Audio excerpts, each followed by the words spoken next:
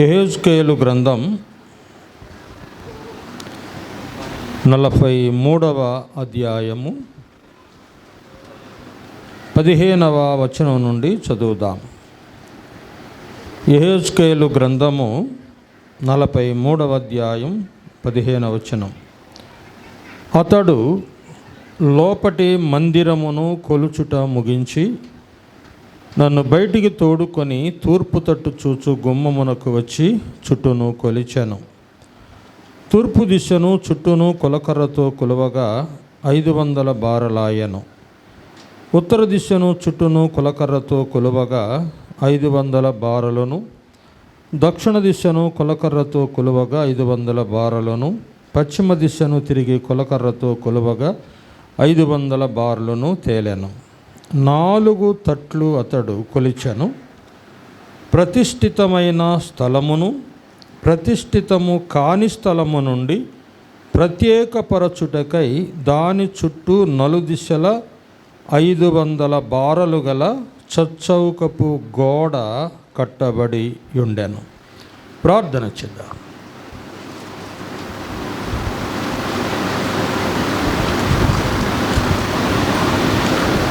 ప్రేమగల మా ప్రియ పరలోకపు తండ్రి, పరిశుద్ధుడవైన దేవా, మీ పవిత్ర పాద సన్నిధిలో వేలాదిగా స్తోత్రాలు వందనాలు చెల్లిస్తూ ఉన్నాం.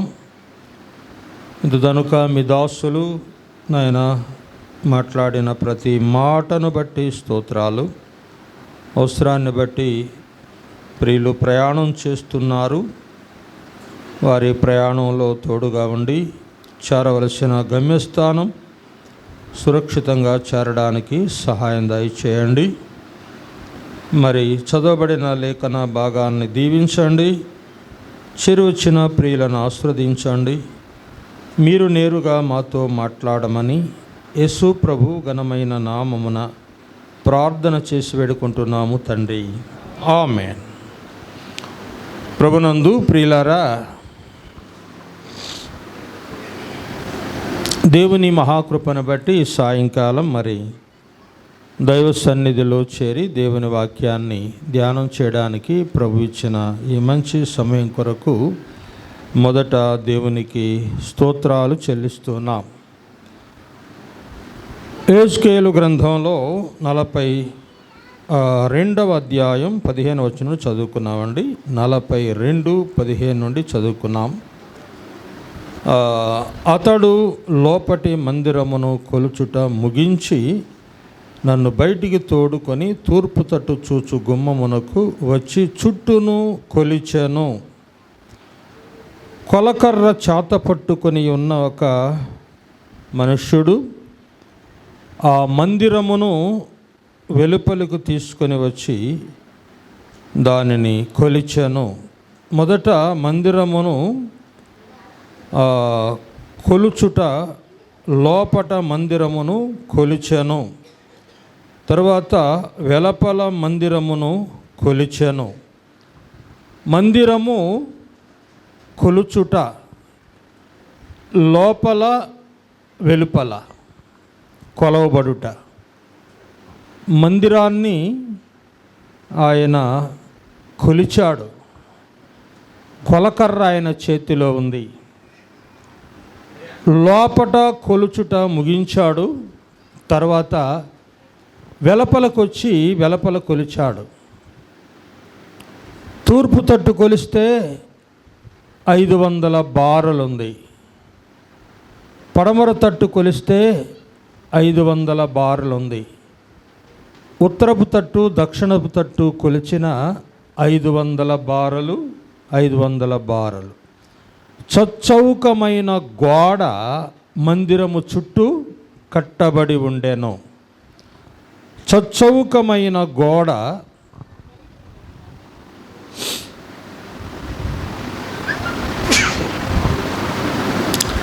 మందిరము చుట్టూ కట్టబడి ఉండెను. ఒక గోడ, దీన్ని ఏమంటామంటే ప్రాకారము అంటాం. ప్రహరీ గోడ. మన మందిరానికి కూడా ముందు వైపు ఈ వైపు ఒక గోడ కట్టబడి ఉంది కదండి. ఈ గోడ ఆ మందిరానికి చుట్టూ కట్టబడి ఉంది. అది చచ్చౌకంగా ఉంది. ఎటు చూసినా సమానంగానే ఉంది. 500 బారలు 500 బారలు 500 బారలు, ఎటు చూసినా సమానంగా ఉన్న గోడ ఇది చచ్చౌకమైనది అని చూస్తున్నాం. ప్రియులారా, ఈ ప్రాకారము లోపల మందిరం ఉంది కదండి. ఈ ప్రాకారానికి లోపల మందిరం ఉంది. మందిరం చుట్టూ ప్రాకారం ఉంది. అయితే ఈ మందిరాన్ని ఉన్న స్థలం, మందిరానికి బయట ఉన్న స్థలం, ఈ ప్రాకారం లోపల ఉన్న స్థలం, ప్రాకారానికి వెలుపలున్న స్థలం. ఇది మనకు పాఠం. ప్రాకారం అంటే ఏంటో, ఈ ప్రాకారం లోపల ఉన్న స్థలం, బయట ఉన్న స్థలం ఏంటో మనం తెలుసుకోవాలి. క్లుప్తంగానే ధ్యానం చేద్దాం, ఎక్కువ సమయం కాదు. నేను మరి దండికొప్పం ప్రయాణం చేయాలి. దండికొప్పంలో అన్నగారు ముందెళ్ళారు, నేను కూడా రాత్రికి చేరుకోవాలి. కనుక గమనించండి, చదవండి. 16 వచనం చదవండి. 42:16.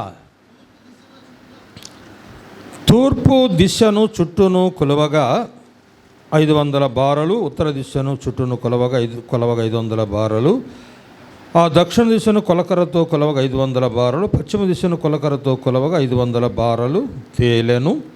4 తట్ల అతడు కొలిచెను. ప్రతిష్ఠితమైన స్థలమును ప్రతిష్ఠితము కాని స్థలము నుండి ప్రత్యేకపరచుటకై దాని చుట్టూ 4 దిశలు 500 బారుగల చచ్చౌకపు గోడ కట్టబడి ఉండెను. గోడ ఏంటి? గోడ.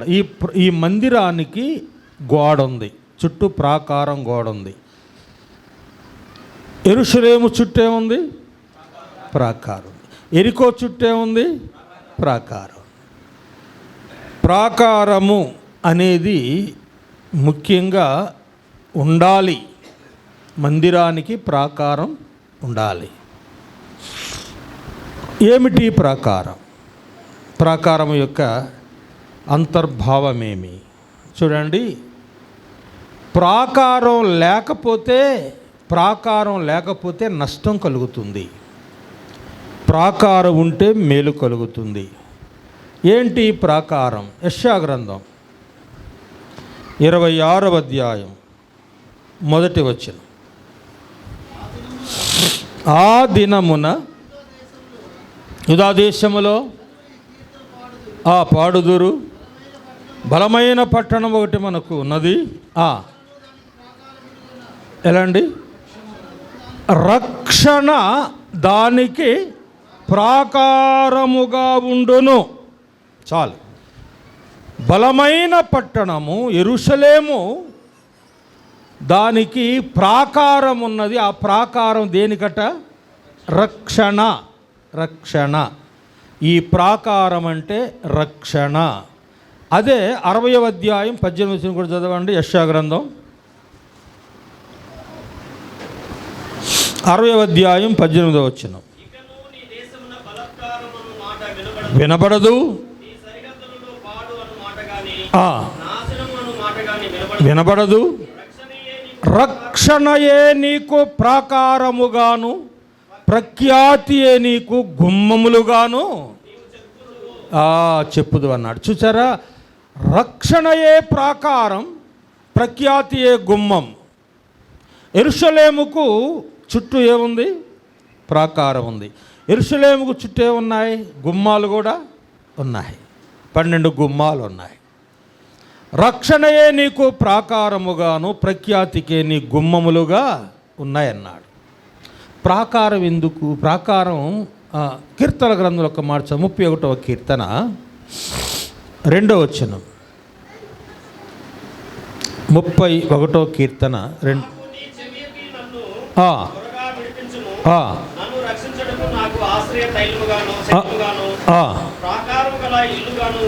ప్రాకారము గల ఇల్లుగాను నన్ను రక్షించుటకు నాకు ప్రాకారము గల ఇల్లుగాను ఉండును. ప్రాకారమైన ఇల్లు రక్షణకు గుర్తు.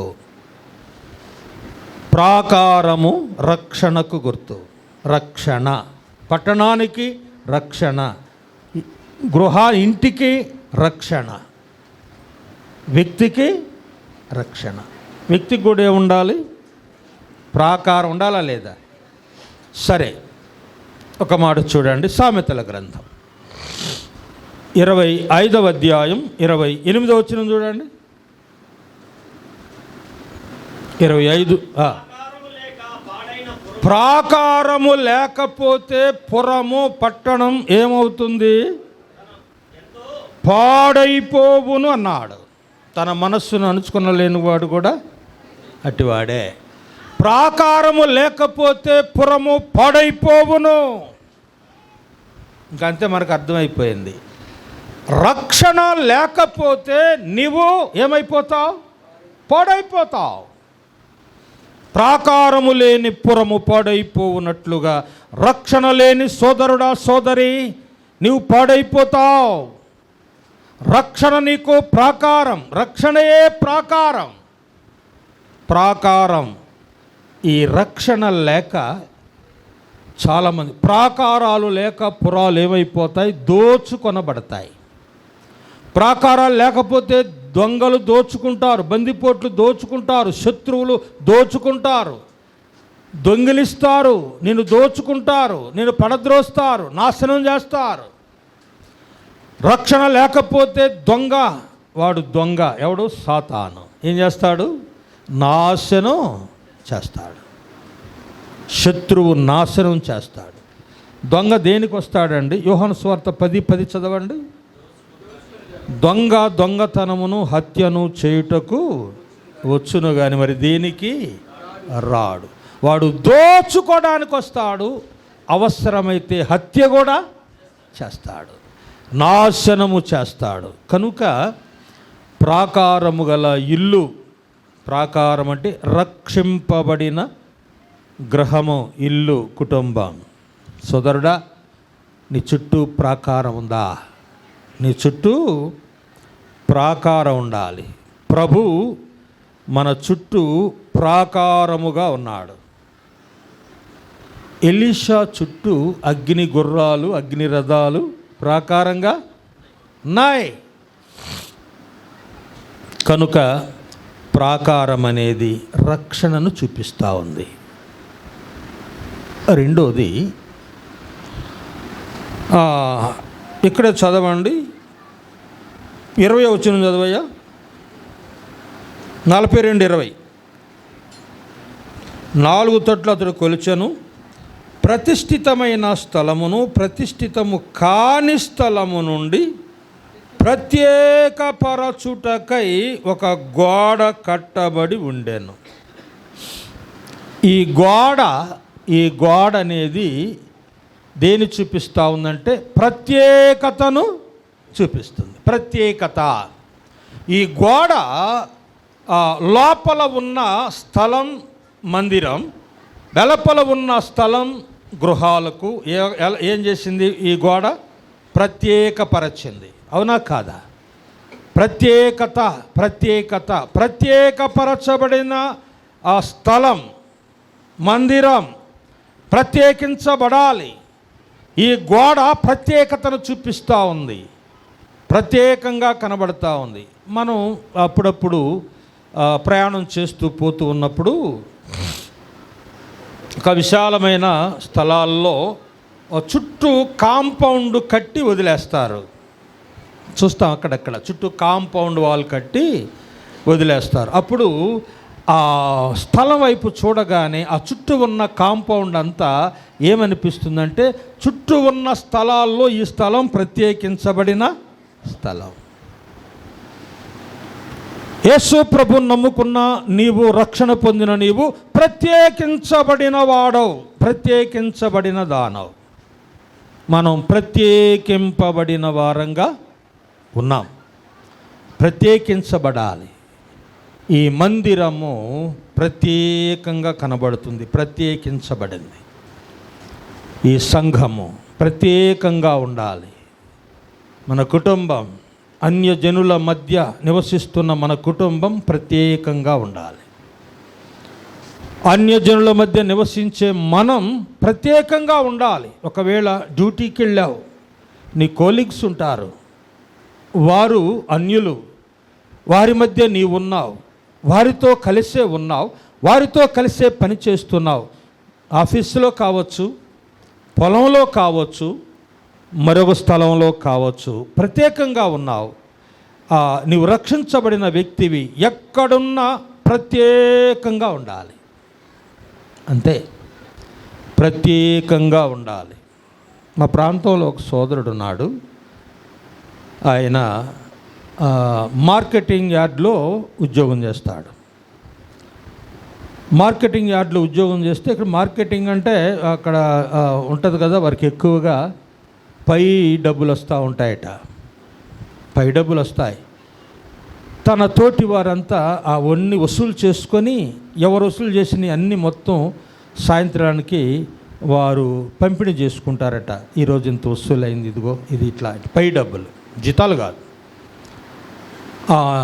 ఈయన భాగం ఇంత, ఆయన భాగం ఇంత అని పంచుకున్నప్పుడు, ఇదిగోనయ్యా నీ భాగం అని చెప్పానంటే, అయ్యా అవి నాకు అక్కర్లేదు, నా జీతం నాకు చాలు, ఆ సొమ్ము నాకు అక్కర్లేదు, మీరే తీసుకోండి అని వాటిని నిరాకరించాడు. ఏమయ్యా ఏంటి పైనుంచి ఊడిపడ్డలాగా తీసుకో, మేమందరం తీసుకోవట్లేదా?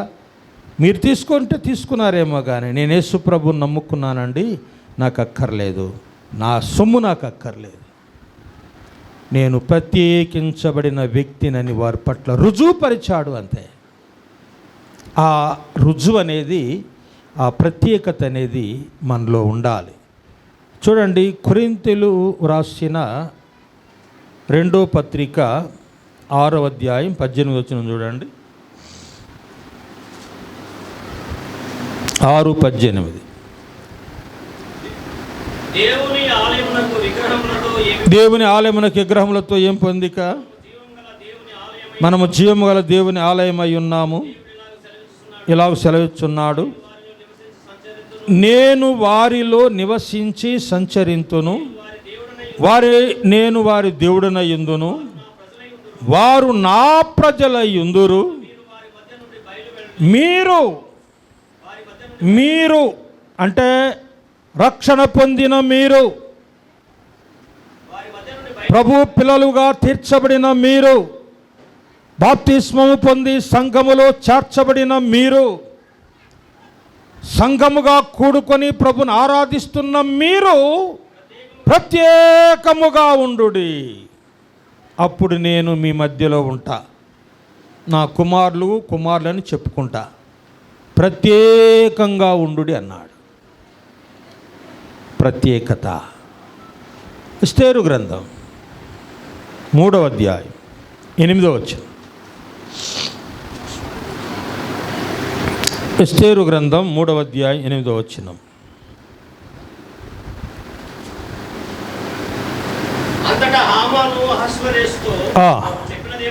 ఏమనగా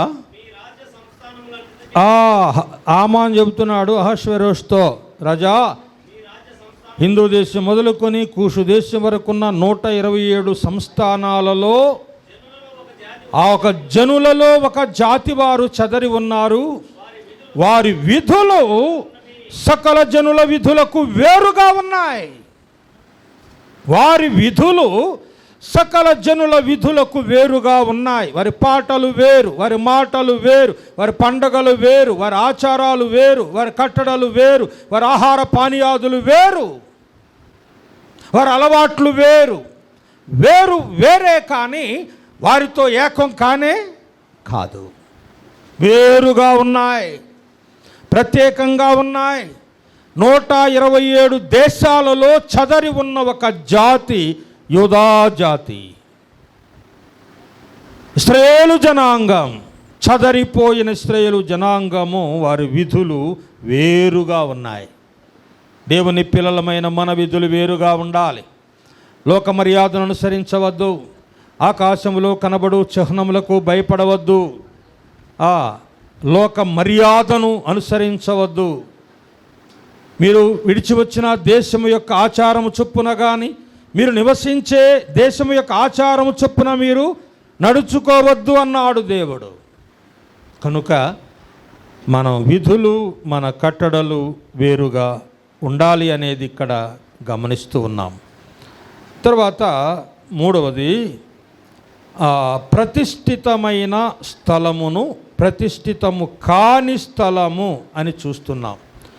ప్రతిష్ఠితమైన స్థలం, ప్రతిష్ఠితమైన స్థలం అది పరిశుద్ధ స్థలము అనేది గమనిస్తున్నాం. ప్రతిష్ఠించబడిన జనాంగం ఎవరండి? మనమే. ప్రతిష్ఠితులం. మందిరాన్ని ఏం చేశాం ఈరోజు? ఎవరికి? దేవునికి.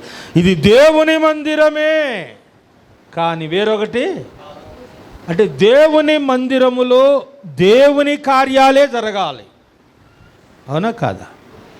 దేవుని మందిరములో దైవ సంబంధమైన, సంఘ సంబంధమైన, సేవా సంబంధమైన పరిచర్యే జరగాలి.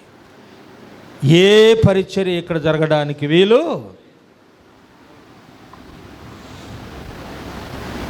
ఎలక్షన్ వస్తుంది కదా, ఎలక్షన్ వస్తుంది కదా, నాయకులు వచ్చి చర్చిలోకి వచ్చి మా కోసం ప్రార్థన చేయండి.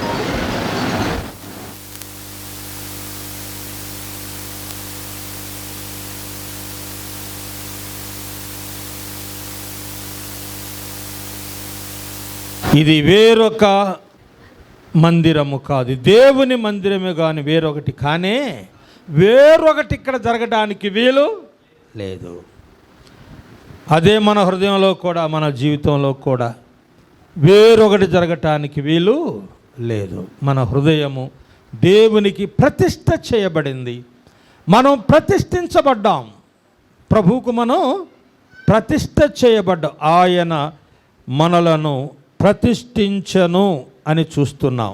యోహాను సువార్త 17వ అధ్యాయం 19వ వచనం.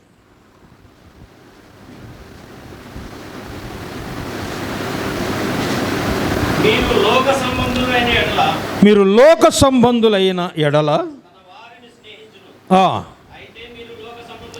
కారు ఏర్పరచుకుంటుని.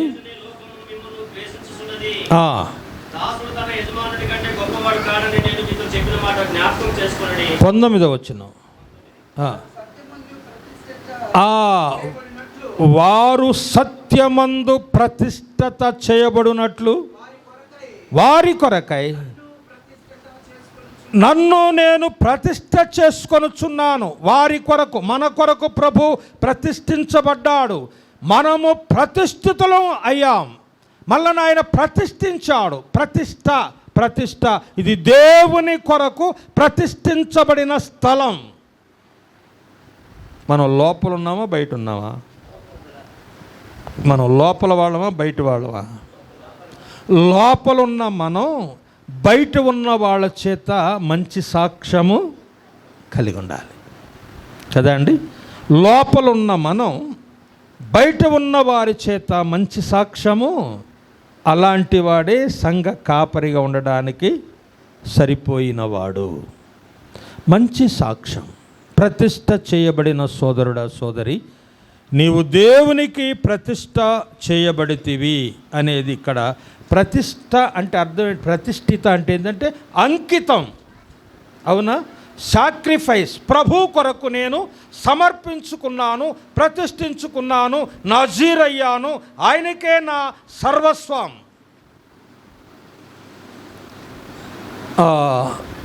రోమాపత్రిక 12వ అధ్యాయం 1వ వచనం చదవండి.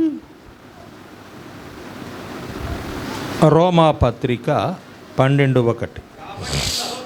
సహోదరులారా, పరిశుద్ధమును దేవునికి అనుకూలమైన సజీవ యాగముగా మీ శరీరములను ఆయనకు ప్రతిష్ఠించుకొనుడి, సమర్పించుకొనుడి. అంతే. ప్రభువుకు అవయవాలు ప్రభువుకు సమర్పించుకోవాలి. ఆత్మ దేవుంది కానీ శరీరం అంట ఈ లోకాందంట, శరీరంతో ఏ పనులైనా అనే కొత్త బోధలు బోధించే బోధకులు వస్తున్నారు. జాగ్రత్త. శరీరంతో చేసింది ఆత్మకు అంటదంట.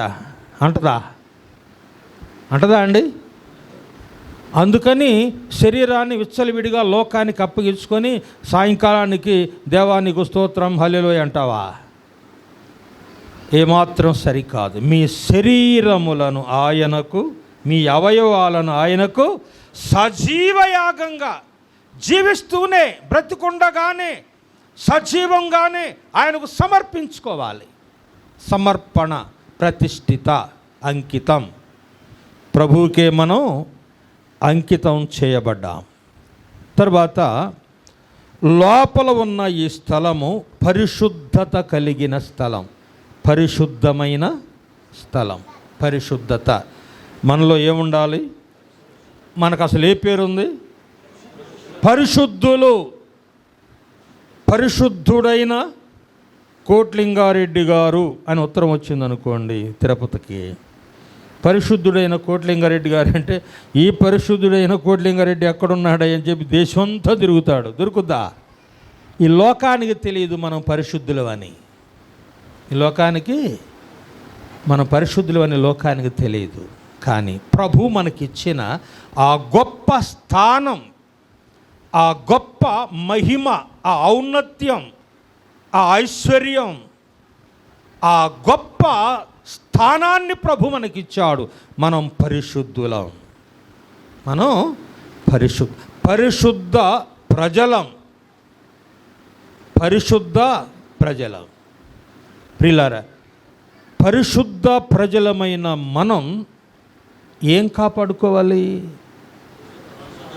పరిశుద్ధతను, దేవుడు నీకు అనుగ్రహించిన దానిని నీవు పరిశుద్ధతను కాపాడుకోవాలి.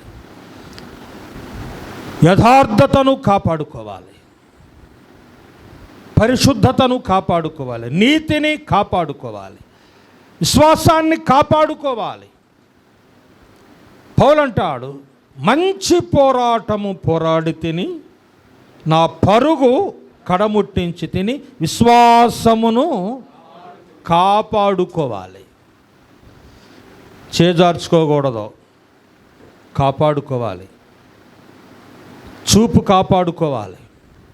మాటలు, నోరు కాపాడుకోవాలి. మనస్సు కాపాడుకోవాలి. హృదయాన్ని, అన్నిటికంటే భద్రంగా హృదయాన్ని కాపాడుకోవాలి.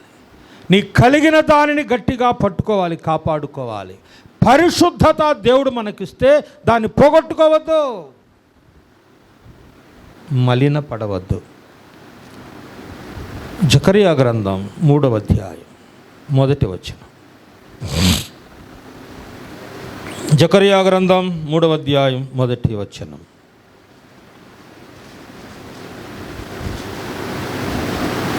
మరియు యెహోవా దూత ఎదుట ప్రధాన యాజకుడైన యెహోషువ నిలువబెట్టయు, సాతాను ఫిర్యాది అతని కుడిపార్శ్వమున నిలిచి ఉంటాయు. ఫిర్యాది అంటే యెహోషువ, ప్రధాన యాజకుడైన యెహోషువ మలిన వస్త్రాలు ధరించి నిలబడ్డాడు. యెహోవా దూత అనగా మన ప్రభు ఎదుట. సాతాను కుడి ప్రక్క నిలబడి, ఈయన నా సేవకుడు, నా యాజకుడు అంటివే. ఆ బట్టలు చూడు ఎట్టుండయో. ఇదేనా పరిశుద్ధుడు? ఆ డాగులు చూడు, ఆ మచ్చలు చూడు, ఆ బట్టలు చూడు, ఆ మలినం చూడు. యెహోషువ మలినపడ్డాడు. యాజకుడైన యెహోషువ మలిన వస్త్రాలు కలిగిన వాడుకున్నాడు, మలినపడ్డాడు. నోర్ముయ్, నువ్వు మాట్లాడొద్దు. రాయ్ ఇట్రా, ఆయన మలిన వస్త్రాలు తీసేసి అతని ప్రశస్త వస్త్రాలు. ఒకవేళ నా బిడ్డ, నా కుమారుడు కొంచెం బలహీనపడ్డాడు అనుకో, బలహీనపడితే నేరాలు మోపుతావా? నేరాలు మోపేది ఎవరు? మరి నేరం చేయించేది వాడే, నేరాలను గంట మోగించేది కూడా వాడే. చాటించేది వాడే, జాగ్రత్త. నేరాలు చేయిస్తాడు.